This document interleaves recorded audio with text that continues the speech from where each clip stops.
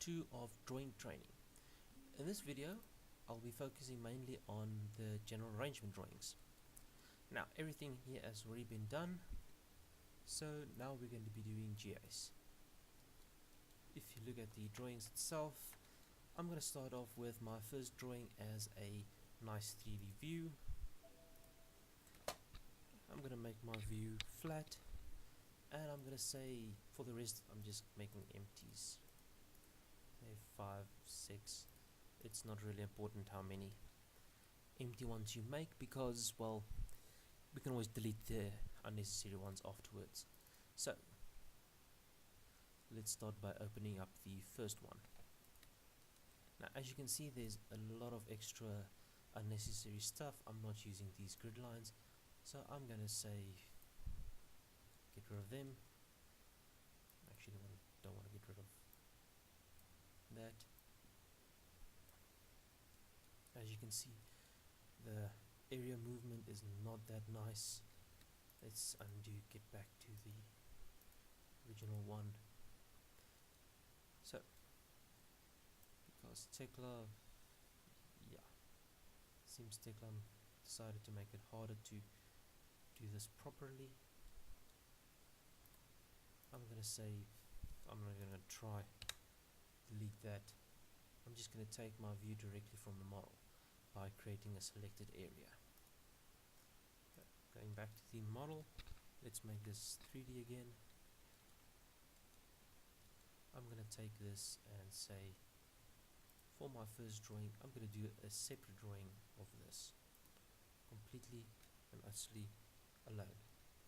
Then I'm going to do a drawing that features this half-made structure of mine. Now, for this separate one, I'll probably also require more than just that. I'm going to do the view area, and for my other structure I'm going to do the same thing. Create an area of this, and in this case I'll probably create 2 of them, one for my HC bolts and one for my roof. I might even make one for the floor. It really all depends on what I'm going to be needing. So as you can see, they've got all this different stuff here. Because of the last set of settings I did apply on the part drawings, most of the views aren't going to be correct or even close to usable. I'm going to select everything, and where's assembly view 3D or assembly, no, standard GA. I'm just going to load the standard GA, but I'm going to make sure to take this off. Basically I want everything to change except my axis modify. That should do most of it. Now as for my axis, I'm going to change my view depth to include everything.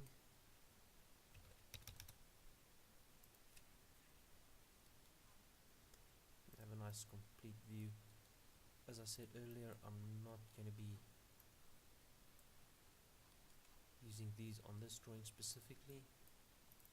That one for the floor.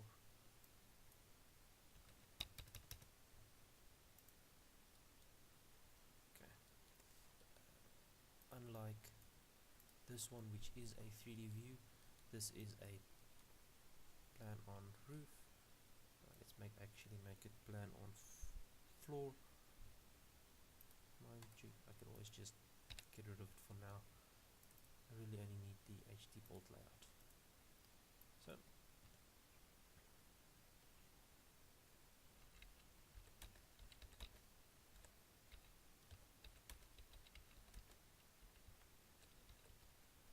turn on HD bolt layout. Change the name to suit what it's used for, and because this specific drawing is only going to be for this little truss here, I'm going to take these 2 and say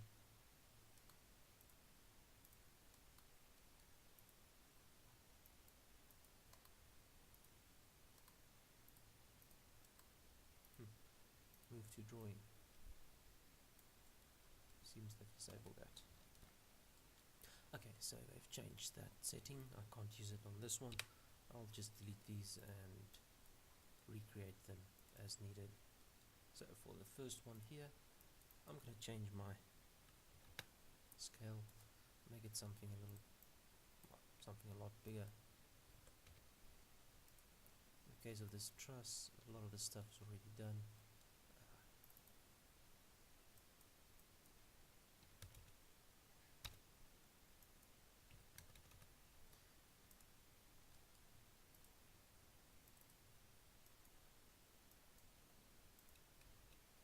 Adding a couple of extras there, scaling it nice and acceptable size. We can use this scale and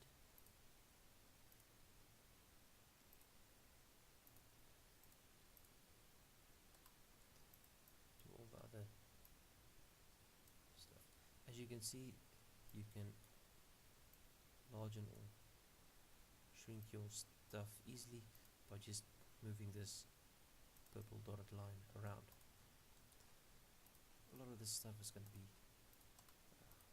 none of this stuff I think has any part marks except the main one, which is the main part. Just put the main there and shrink it back down. Okay. Dimensions is fairly simple. You have a basic set of ones that you can use. As you can see, a lot of the stuff doesn't have snaps that work that great. So in a case like this, you can actually go and turn on their center line and it should give you that X, but it doesn't do it on all of them. Snapping is also a lot easier if you zoom out. As you can see, once zoomed in, it reads all of that snap, all those snaps, but once you've zoomed out significantly, there's only really one or two things it can snap to in that area. So zooming out a wee bit might make it easier for you to do your stuff with.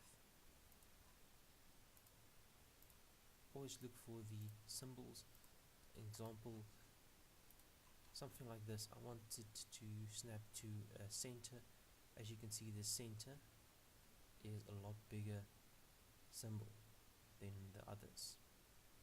So because this is a secondary line, the center symbol is quite small. This one's primary center, so it's quite big and small again. That makes it easy to discern what is what and what you want to do with it. Now, let's get to the actual model. What I want firstly is again the 3D view. Let's go back here, and I want my view to be able to see everything, so I'm just gonna get to show everything. I don't want it to be 15, let's make it something like 25. That should help it fit in quite nicely. There we go, fits in perfectly. Just a little bit down, a little bit down. Okay, now when it comes to something like this, as you can see, the model fits in excellent, but something like the label sticks out. So you just take that and drag it to where you want it to be, move it away, so forth. You can do the same with these. You just click on one of them and drag it, and using that you can make your area smaller. Now, as per standard, normally the easiest is just to give yourself some column part marks on your three-dimensional view, just to help your client or the builders orientate themselves on the grid lines and on the building. As well as this does help to make it easier to see on how everything is done. Another great trick to make it easier for clients to see what is steel and what isn't, especially for those who aren't trained on drawings and will have a hard time perceiving where the actual steel lies. to open this up, you can go to Objects, Part, Fill, go to Hardware Solid. Basically what you're doing here is you're adding a color. Let's take this special one. So a very nice light gray, and if you look at your building now, it's very easy to see what is and what isn't.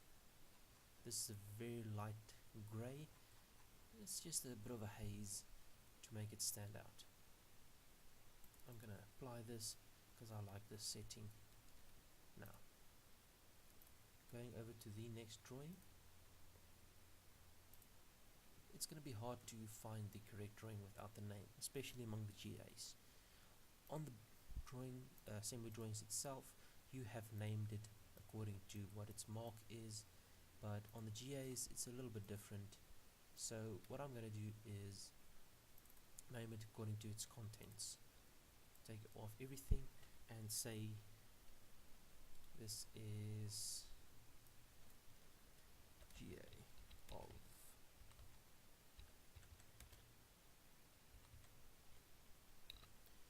TR1. So because this has everything and anything to do with TR1, I'm just going to simply name it TR1. On something else like this, of course, I'll have to get more creative.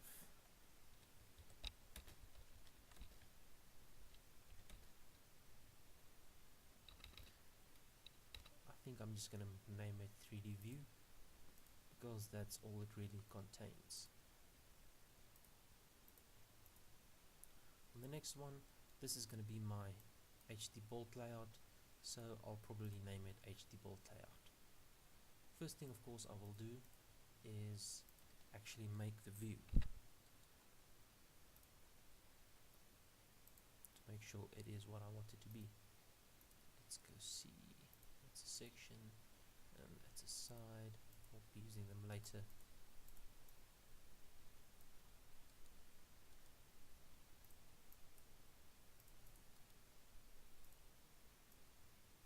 So what I'm going to be doing here is change this to something like 500. I only really want to see the bottom area, in which case my view as well as my drawing name is going to be the same, HD bolt layout.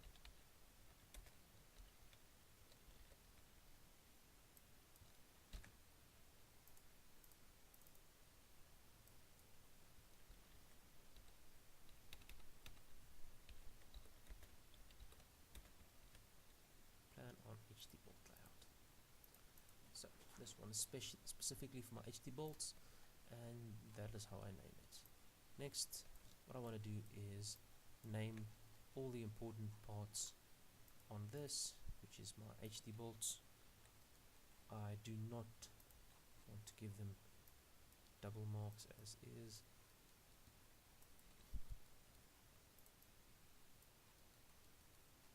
I'm just going to make sure they're all named. A lot of extra stuff here, as you can see, because of the bracing, but even though I'm not going to give it any other name except the just one.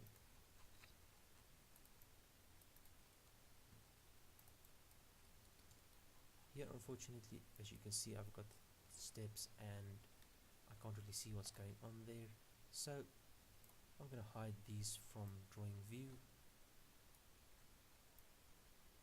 Maybe also the bolts, just to get rid of all the extra information. And let's see, I'm going to hide these two as well. I don't really want them hidden, I actually want to see them still. So what I'm going to do is I'm going to take these two plates and I'm going to turn on their hidden information. Now what this does is, as soon as I show these two channels again, I will still get the outline of the plates, and I can more easily see what's going on. Now, on HD bolt layout, main information you do give is the grids, but normally you give the sub stuff as well. you'll do one of these, and of course one of these.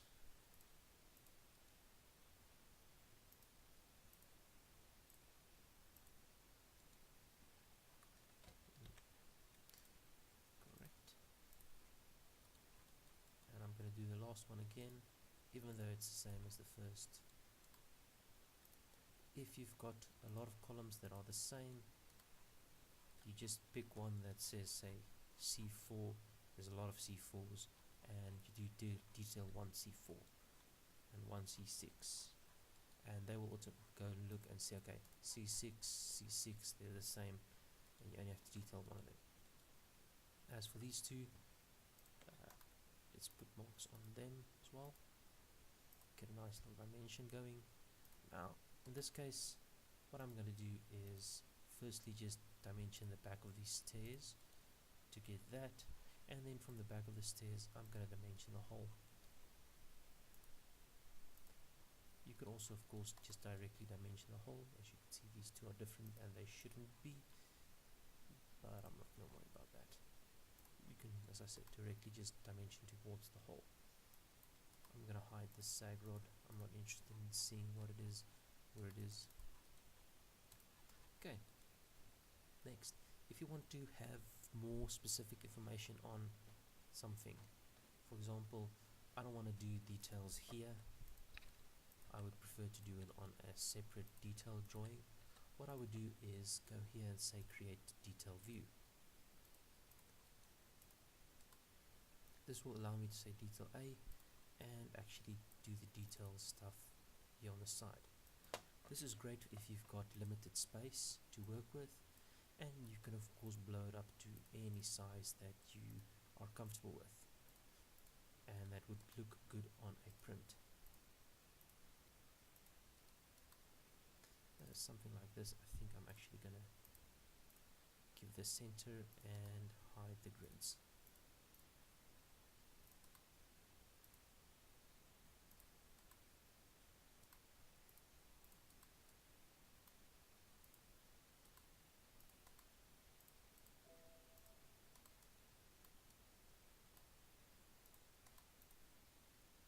You can of course add the rest of the information as well. I'm just gonna make sure these are all together by combining them, and a nice little total view. Again, this isn't necessary, but it does give a lot more information.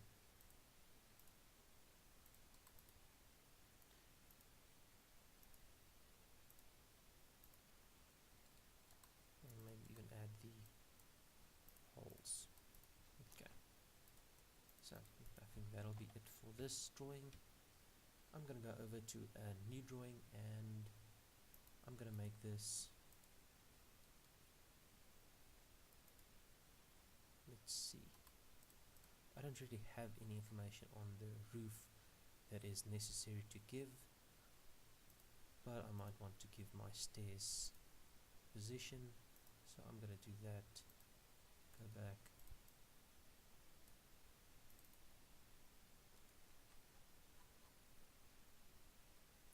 and first change the label to say top,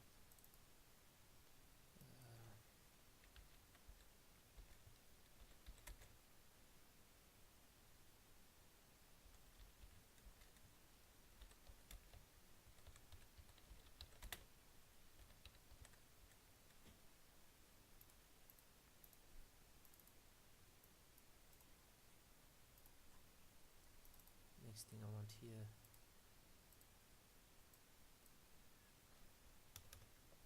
maybe something like that. And in this case, because of the trusses, that, as well as the columns, I'll mark everything on this drawing. Unlike what normally, where you just select everything and say add marks, it usually adds a lot of unnecessary marks stuff that you don't even want to see, or that you're not, it's unnecessary, that interferes. So better way to do this is just to add the necessary stuff. I'm going to make this actually a nice 35, see what it looks like. Now this could actually work. In which case I'm just going to apply the settings. Now for this one specifically, not a lot of information is needed. Maybe just give the position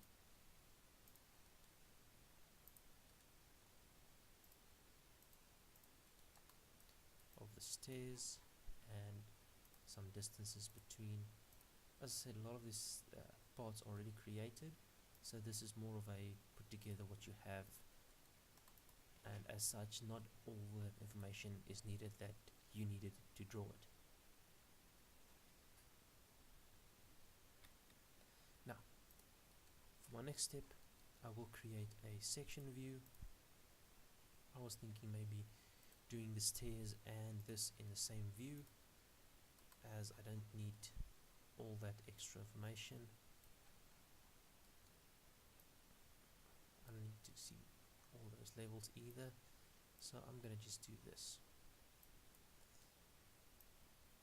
If I've got a center level that is unnecessary, I can do the same thing, just click and drag to select just the one level, and I can individually hide just that one level.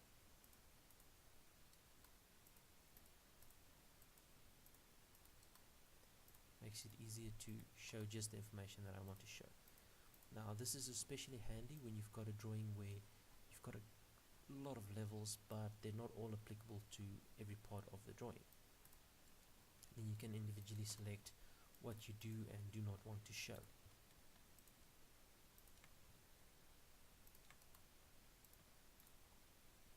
And to finish it off, I'm going to show this area right here. As you can see, it does take a bit of manipulating to get all the correct information.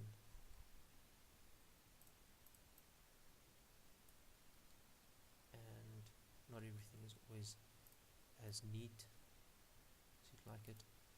So keep in mind that some editing will be required if you want to shorten a specific area to make it fit better.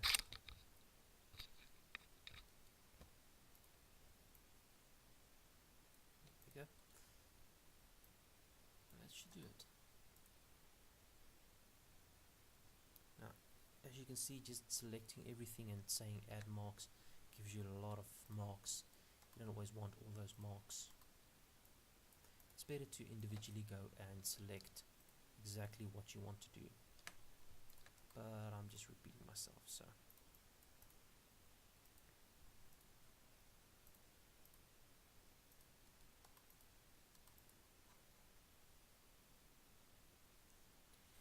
now as for the mark itself specifically, I've seen a lot of guys give it something like this, which is fine. It's a lot of information.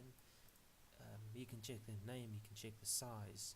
Makes it easy for the checker to see and confirm that the stuff you are doing is correct.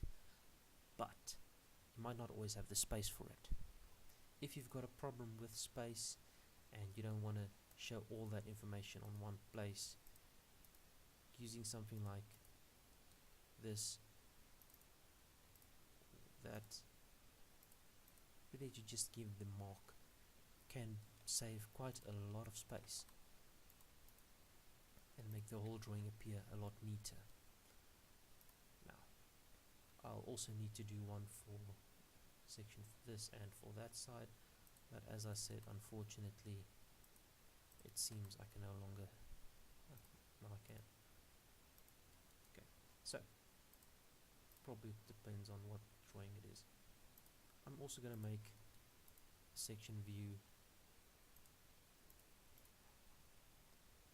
for the front and the back on the same drawing. Yeah, let me just move them out of the way.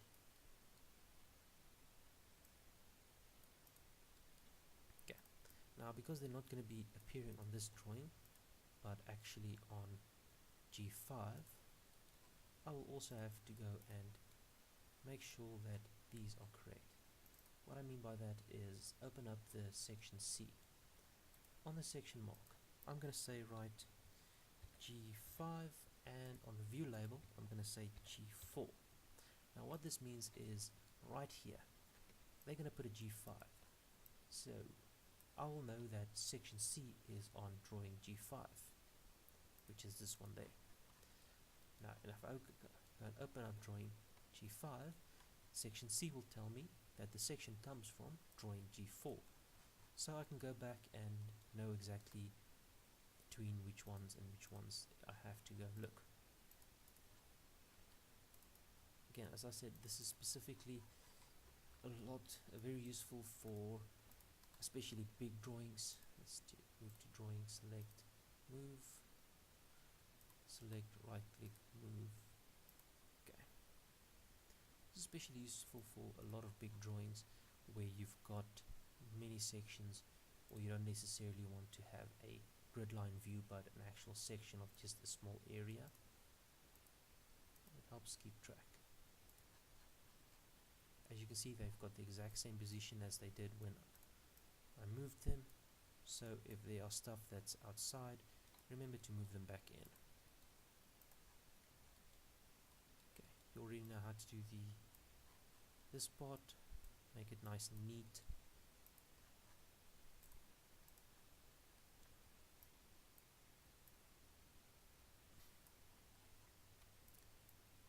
Remember again that you can go and change these sizes to fit nicely in the drawing. Depends on the drawing and where it's from. As you can see, I took the 35 because it's a well-rounded size that really works on almost all of this specific models stuff. Now, aligning them does make it neater, and after that pick your parts that you would like to mark and add their marks.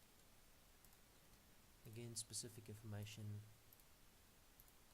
the grid line distances, and in this case how high the roof is.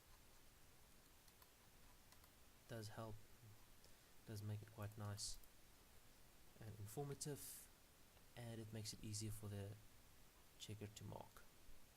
I think that should be about it. Let's just go say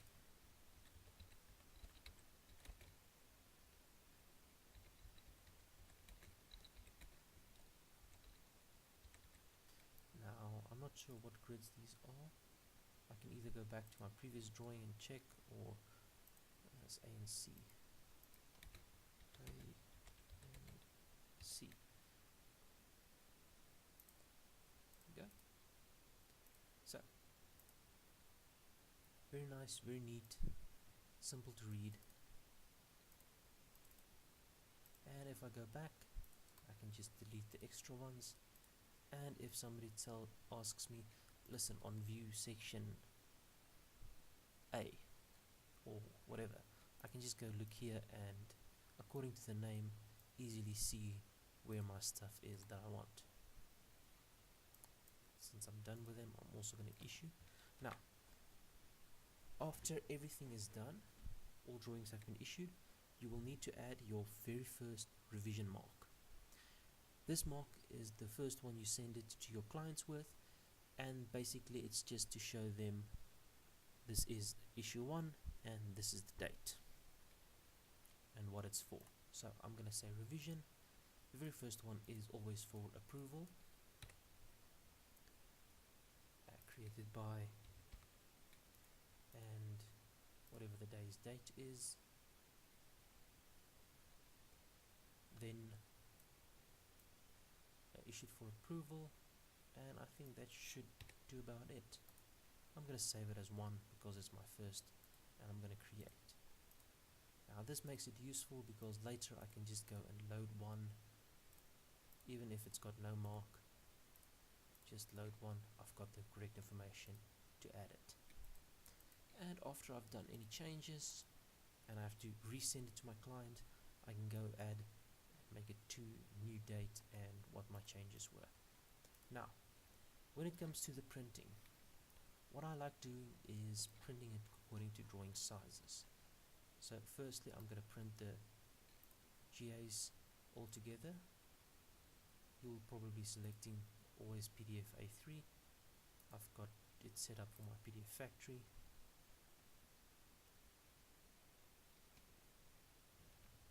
Okay, printing, save. Now, in here, I'm going to just put it inside the model that I'm working on currently is drawing training, and I'm going to call this A2 GA drawings. Close that.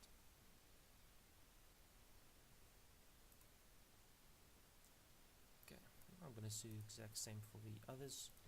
Select my assembly drawings, print them. As you can see here, nice little area. Unfortunately, as you can see, it takes off the bolt. It doesn't show this in the actual drawing, but it does show this way in the drawing, in the printed one. So I'll have to go back and finish or edit this to get it to display correctly.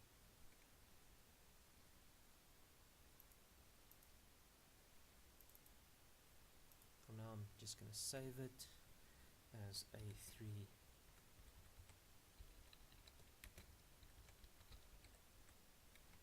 assembly drawings, and I think I'm going to go back and fix this afterwards. Now let's just get over with.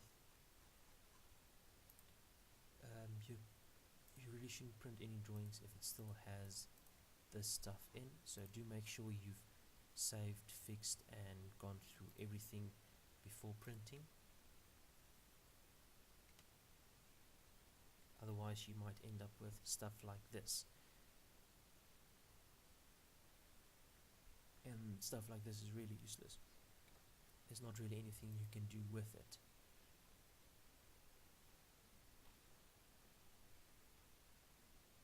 Even these pipe drawings, you can't really make the pipe from just the information given. So drawings like that you will have to go into and manually edit them to make sure that the information given and shown is correct and usable.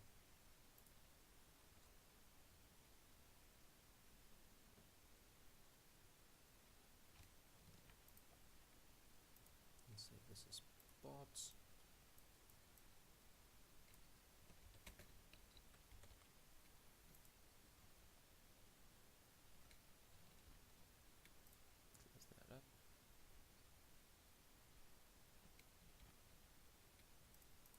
Okay, so very important to go through everything, make sure it is correct before printing, otherwise you will have to come back and fix it afterwards. If you don't have a setting for it, you can actually even do it manually, as I showed you on the earlier drawing. One thing I did miss, haven't shown yet, is something called a bend plate. Let's just quickly put in a nice little bend plate here. That is usually what you make from a poly beam, and this doesn't even have to be a plate.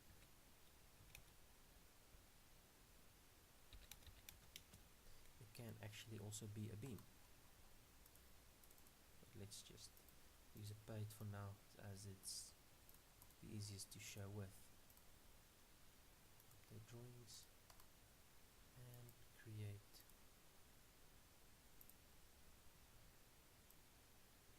Because all my stuff is issued and revved, I can easily find the one I'm looking for. First thing I'm going to do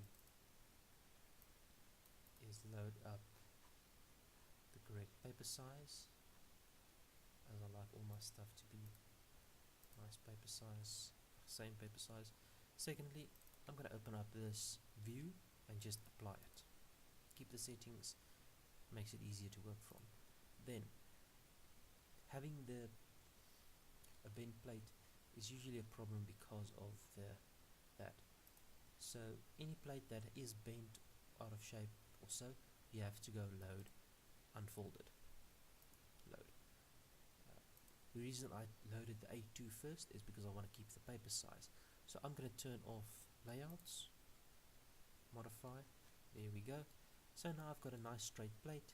It shows me there's my bend line, the degrees I'm bending it on, the distances, and just to make it absolutely clear and easy for the Boilermaker or whoever to actually create or fabricate this plate,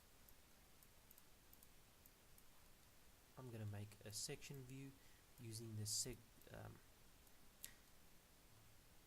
I just saved, and there we go. Depends on the plate, will of course change what exactly I'm showing. A lot of times, especially for something that is skew, I will give a dimension to the corner, something like that. Depends on what it is. In this case, showing just exactly how it's bent and how my distances work on the flat area makes it very nice to work with, very clear. Now, after everything has been printed, what I'd like to do is select all just by Control A and select model. This allows me to ensure that everything that is on the drawings is selected on the model. After that, I'm going to hide it, and I can easily see what hasn't been made. For example, these treads. Now these are bought out items, so they don't really have to be made in the drawings because they purchase a standard stair tread. Of course, the client needs to know about these things and they will have to purchase them. So what I'm going to do firstly is select everything that they have to fabricate on their own, create reports. Now this is my first one, as I said, issued for approval. So I'm just going to make sure that the drawing title says issued for approval, and then I'm going to start looking for my part and material list. So part list, create from selected, mat list, create from selected. My assembly list, on the other hand, is going to be created from all. Assembly list cross, create from all. The reason for this is I want to add my component as well. If you, for example, have existing stuff, you put in concrete as existing just for your own reference. You don't want them to appear on the list. In a case like that, you would be still using select objects, but you would just select the stuff that needs to get bought with, something like that. So the exact way you're doing this specifically is going to determine on what you have and what you want to show. Assembly list gross, assembly part list gross. Next, your bolt list. Bolt lists are usually always created from everything. Drawing transmittal list. This will be just a list of all your drawings if I created. As you can see, there are my GAs, my assemblies, and my parts. If you're only sending certain drawings, you will of course select them in your drawing list and then create only from selected. In this case, I'm going to say -GA just to say that it's from GA, create from selected, show. Here's my transmittal list with just my GA selected. A good way to customize your stuff a little bit. Now, if you go to open model folder, you will find all your reports right here underneath reports and the drawings that have been printed right there. I think that should do about it.